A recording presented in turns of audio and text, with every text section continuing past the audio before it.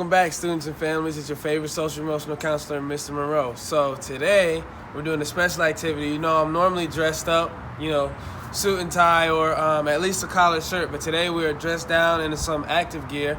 And you see we're not inside any building. We are outside because today we're getting active. So put on whatever you like to get active in. Put your favorite sneakers on, pair of shorts. It's a nice day today. I think it's 75.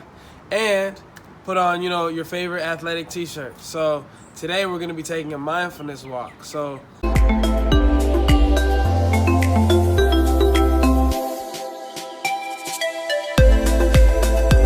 what's different from a mindfulness walk than a regular walk is that typically when you're going through life, sometimes you're not as aware of what's going on around you.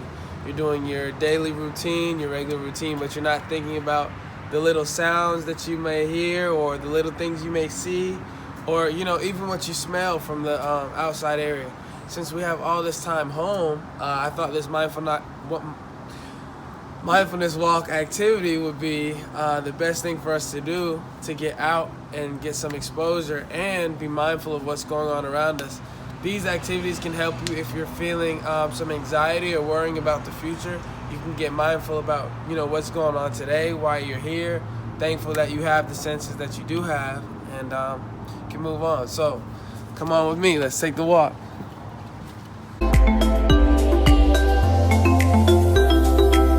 Okay, so I want you guys to turn to page 22 of your Coping Skills for Kids workbook.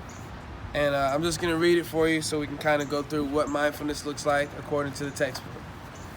Anytime you take a walk, either at home or at school, you can choose to make it a mindful walk.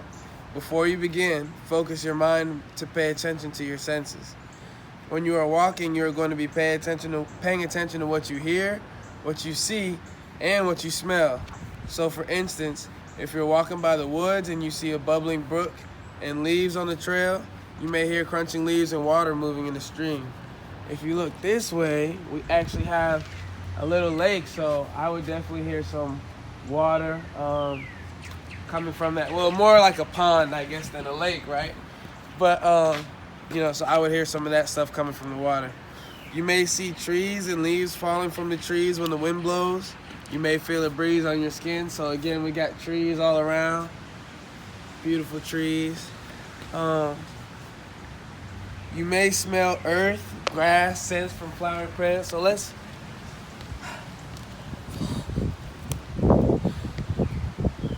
wonderful. So, there's a lot to do out here. You get in touch with 3 of your 5 senses. So, seeing, hearing, smelling.